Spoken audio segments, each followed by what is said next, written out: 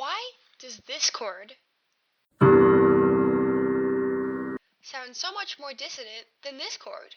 They are the exact same notes, just played at different octaves. Usually, when people think about what sounds dissonant, they think about intervals between notes and the ratios of frequencies between notes. But the intervals and ratios of frequencies are the same for both chords. There must be something more going on to make the low chord sound more dissonant.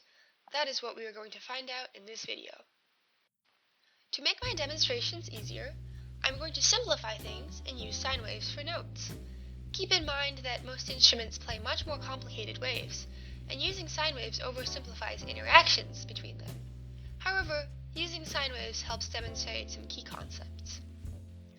As you can hear with the sine waves, this chord still sounds more dissonant than this one. Low sine waves sometimes lack clarity, so let's take it up an octave. It still sounds harsh. You can hear a kind of pulsating, rumbling effect. To learn more about this rumbling, let's learn about beat frequency. When you play two sine waves together at the same time, the amplitude changes over time. You perceive this as the volume changing rapidly, which produces a vibrating noise. The vibrating noise is known in acoustics as beating. To find the speed or frequency of beating for any two notes, you subtract the smaller frequency from the larger frequency. Keep in mind beat frequency is different than the frequency of the two waves added together. The frequency of each wave represents its pitch. The beat frequency represents the speed at which the volume or amplitude changes. When you add two sine waves together, they combine in some spots and cancel out in others to form periodic variations in amplitude. It looks like a bunch of larger lumps made up of smaller sine waves. Musicians use beat frequency to tune notes. Audible beating sounds dissonant, so musicians adjust notes until the beating goes away. When you play these two A's an octave apart, at 440 and 880 Hz, they have a beat frequency of 440 Hz. This is too fast for you to hear it. However, when you move the notes closer together to play an A and an A sharp, which are a half step apart, you hear a rough, dissonant, pulsating noise. This is the beating. This is the volume changing over time.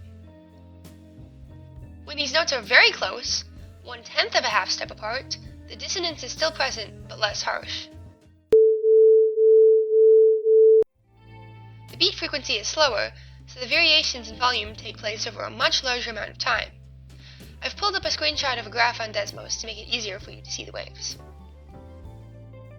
When these notes are very, very close, 1/100th of a half step apart, the beat frequency is very slow, so it's barely noticeable.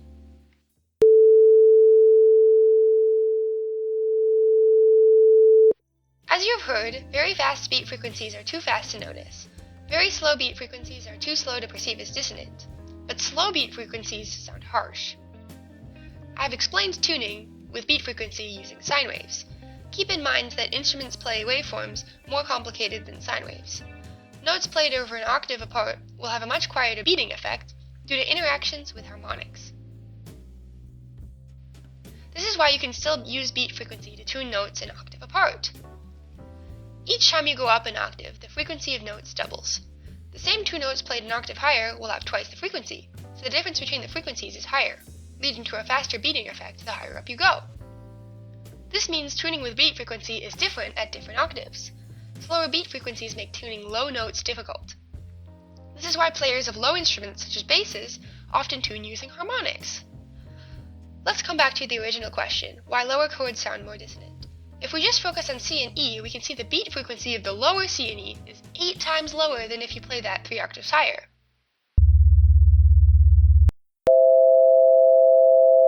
You can hear the rumbling effect.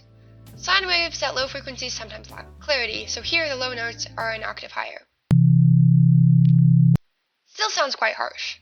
The beat frequency between C and E, which are 4 half steps apart, on the lower octave is very similar to the beat frequency from A to A sharp, which are 1/2 step apart, that I showed you earlier when discussing tuning.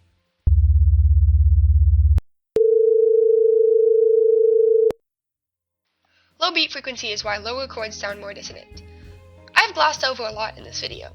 Instruments play complicated waveforms made up of multiple sine waves that interact that interact with each other in more complicated ways.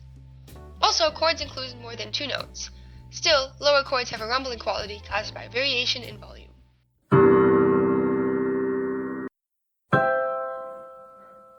There are other factors that make lower chords sound dissonant, such as the presence of harmonics. Lower notes often have more harmonics. Lower chords have more harmonics interacting with each other, which makes them sound more dissonant. Lower chords sounding dissonant has significant implications for how music is composed. This is why instruments like basses often only play a single note at a time, while higher instruments like guitars play more complicated chords. This is also why, when composers include low chords, they tend to choose more open voicings. When composers include dissonant intervals, such as playing 2 notes a half step apart, they often put them at higher octaves so they sound less harsh. As you can see, what we have learned in this video has a major notable impact on music. I hope that joke didn't fall too flat. Telling jokes is only natural. It helps keep me sharp. Some people say I do it with too much frequency though. Maybe that's a sign I should shut up. I can tell that your attention is becoming diminished. Anyways, thanks for tuning in. That's it for this video.